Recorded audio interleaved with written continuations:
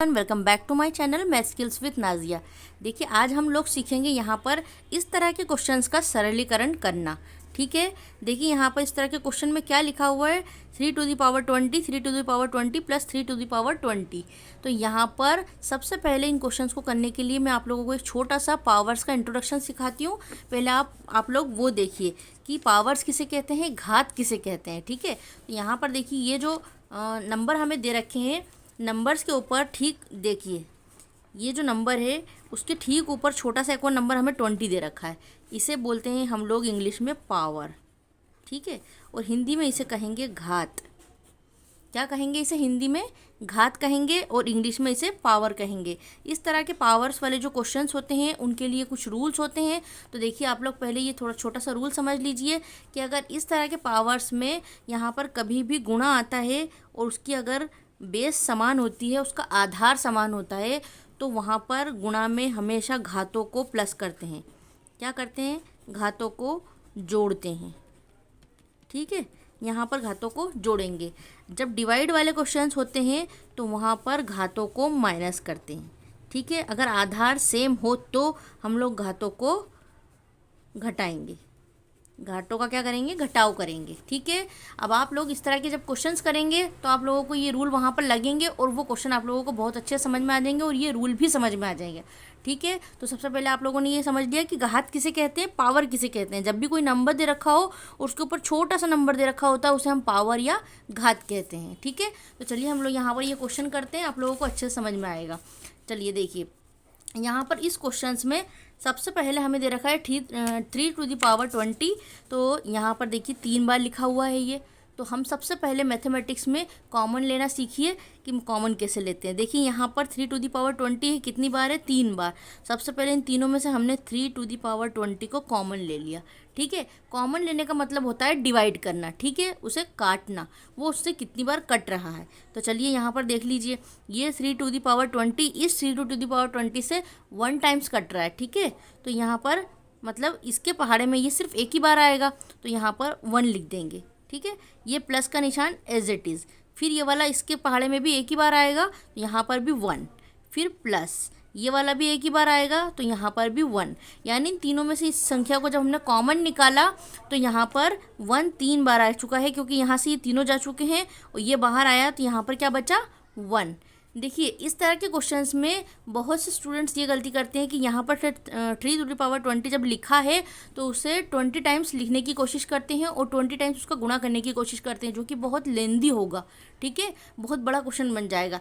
इसके लिए हमें इसे ईजी बनाने के लिए इस मेथड से करना होगा। चलिए यहाँ पर नेक्स्ट स्टेप देखिए, 3 टू द पावर 20 को हम लोग एज इट इज़ उतारेंगे। ठीक है, अब यहाँ पर जब हम लोग ब्रैकेट्स को हटाते हैं तो क्या निशान लगता है? गुणा का निशान लगता है। ठीक है, उसके बाद यहाँ पर 1 + 1 + 1 कितना हो गया? 3 हो गया। ठीक है, अब यहाँ पर जब इसके ऊपर कोई पावर नहीं है तो उसे हम क्या मानेंगे? 1 मानेंगे। ठीक है, यहाँ पर कोई पावर नहीं है तो उसे हम 1 मानेंगे। अब देखिए यहाँ पर 3 की पावर 20, यहाँ पर 3 की पावर 1 है। मैंने आप लोगों को ये अभी रूल थोड़ी देर पहले ही बताया है कि जब गुणा का निशान होगा तो वहाँ घातों को जोड़ते हैं। ठीक है, अब आप लोगों को ये बात अच्छे से समझ में आ जाएगी कि जहाँ गुणा का निशान होता है वहाँ पर घातों को जोड़ते हैं। तो देखिए यहाँ पर गुणा का निशान आ चुका है। ठीक है, तो यहाँ पर इसकी घातें जुड़ जाएंगी, लेकिन घातें कब जुड़ती हैं? जब उसका बेस समान होता है, आधार समान होता है। तो देखिए इसे कहते हैं हम आधार। ठीक है, आधार कौन सा है हमारे पास? ये जो 3 है ये हमारा आधार है। इसमें भी 3 है, इसमें भी 3 है। इसका मतलब इसका दोनों का आधार समान है। जब आधार समान होता है तो ही घातें जुड़ती हैं। ठीक है, तो ही पावर्स को हम लोग प्लस कर सकते हैं। तो यहाँ पर हमने 3 की पावर 20 और 1 को प्लस कर दिया। तो देखिए दोनों में से एक 3 लेकर हमने यहाँ पर लिख दिया और यहाँ 20 और 1 को प्लस किया, तो क्या आंसर आया? 21। ठीक है, इस तरह हमारा आंसर क्या आया? 3 टू द पावर 21, क्योंकि हमने 20 और 1 को जोड़ दिया। ये हुआ हमारा इसका क्वेश्चन का आंसर। ठीक है, आई होप कि आप लोगों को वीडियो पसंद आ रही होगी, और अगर वीडियो पसंद आ रही है तो प्लीज़ जल्दी से लाइक कर दीजिए। चलिए नेक्स्ट क्वेश्चन देखिए, यहाँ पर है नेक्स्ट क्वेश्चन, 4 की पावर 5 + 4 की पावर 5 + 4 की पावर 5 + 4 की पावर 5। तो देखिए यहाँ पर नेक्स्ट क्वेश्चन को हम लोग कैसे करेंगे। सबसे पहले 4 की पावर 5 को हम लोग क्या करते हैं, कॉमन निकालते हैं, जैसे हमने पिछले क्वेश्चन में किया। ठीक है, फिर उसके बाद यहाँ पर 4 कितने टाइम्स लिखा है उसके ब्रैकेट में लिख दीजिए। यहाँ ये 1 प्लस ये वाला 1 प्लस ये वाला 1 प्लस ये वाला 1। देखिए सेम वही मेथड है, यहाँ पर 4 को हमने कॉमन निकाला है तो यहाँ क्या बचेगा, 1 बचेगा। ठीक है, 4 की पावर 5 हम लोगों ने यहाँ पर लिखी, ये कितने टाइम्स हो गया, ये इन सभी को जोड़ दीजिए, कितना हो गया 4।